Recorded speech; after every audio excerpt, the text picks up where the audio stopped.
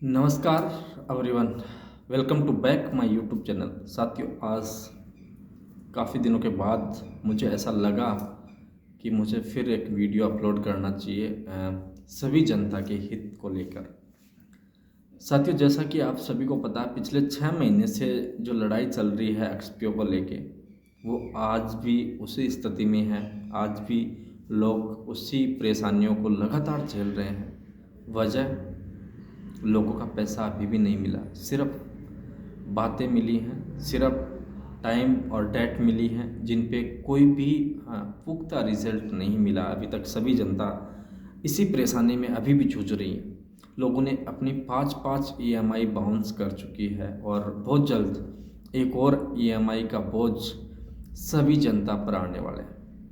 साथियों, नहीं तो मैं यहाँ पे एक्सपीओ के खिलाफ खड़ा हूँ, नहीं मैं एक्सपीओ को प्रमोट कर रहा हूँ, बट जो सच्चाई की बात है, जो साथ की बात है, मैं वो बात आप सभी के बीच में रख रहा हूँ। जैसा कि आप देख रहे हो, पिछले कुछ दिनों से एक माहौल सा बना हुआ है, एक माहौल सा छिड़ा हुआ है। वो माहौल क्या है और कैसा है, वो आप सबको पता होगा। पिछले कुछ दिनों पहले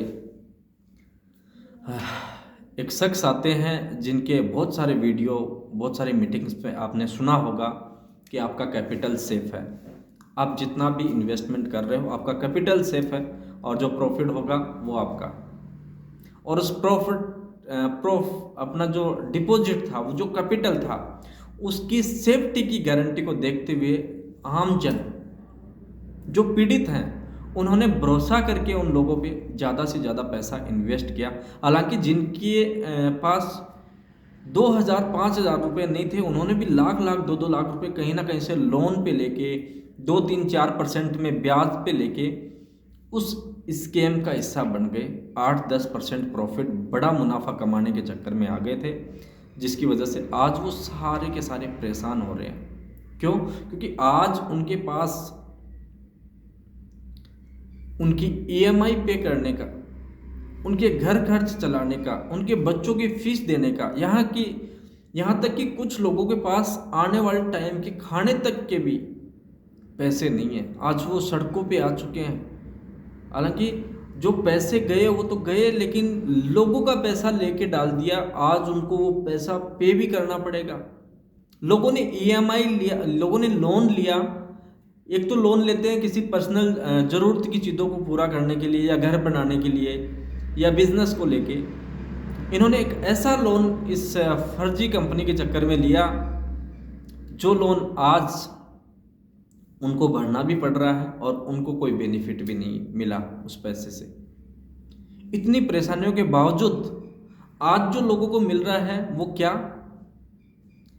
एक छोटा सा नोटिफिकेशन, कुछ अननोन नंबर से कॉल किया जा रहा है कि आप अपना केवाईसी कंप्लीट करें, आपको जल्द ही MT5 के अंदर ट्रेड करके, यानी मेटा ट्रेड के माध्यम से आपको जल्द ही आपका प्रॉफिट दिया जाएगा। ऐसा लगातार मैसेज सर्कुलेट किया जा रहा है लोगों के बीच में, और लोगों को कहीं ना कहीं एक उम्मीद की, बोलते हैं ना, एक उम्मीद की किरण भी नजर आ रही है कि शायद हो सकता है कुछ अच्छा होगा। लेकिन सच क्या है, सच्चाई क्या है, कोई नहीं बता रहा साथियों। अगर ये 100% सच है कि एक्सपीओ कम बैक कर रहा है MT5 पे, और वो 100% लोगों को पैसा देगा मेटा ट्रेड के माध्यम से, अगर वो पैसा देगा, तो फिर जो एक्सपीओ के बड़े लीडर हैं, नामचीन और दिग्गज जो लीडर हैं, जिन्होंने लोगों को गारंटी दे दे के, वादे कर करके प्रमोट किया था इस सिस्टम को, आपका कैपिटल सेफ है, आप लोन लेके डाल दो, ऐसा बोल के लोगों का पैसा डलवाया था, आज वो लोग कहां हैं? क्यों वो लोग आज दूसरे सिस्टम के पीछे भाग चुके हैं? क्यों वो लोग आज दूसरी कंपनियों को प्रमोट कर रहे हैं? वजह क्या है? अगर ये सच है कि MT5 से अगर प्रॉफिट मिलने वाला ये है, तो वो लोग अपनी टीम को छोड़ के दूसरी कंपनियों में क्यों चले गए?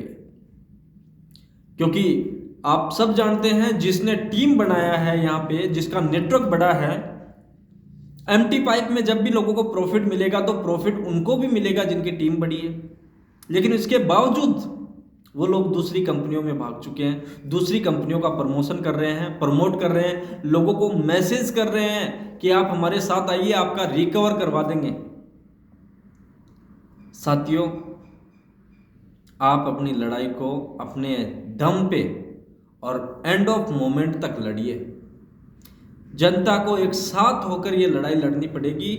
आज लोग इधर उधर डिस्टर्ब करने में लगे हुए, वो उसकी टांग खींच रहा, वो उसकी टांग खींच रहा, कुछ नहीं मिलने वाला ऐसी चीज़ों से। आप सब जानते हो, आप मेरी बुराई कर दोगे, मैं आपकी बुराई कर दूंगा, कल कोई तीसरा आएगा वो आपकी बुराई कर देगा, और ये बुराइयां चलती रहेंगी, इससे कोई निष्कर्ष नहीं निकलेगा।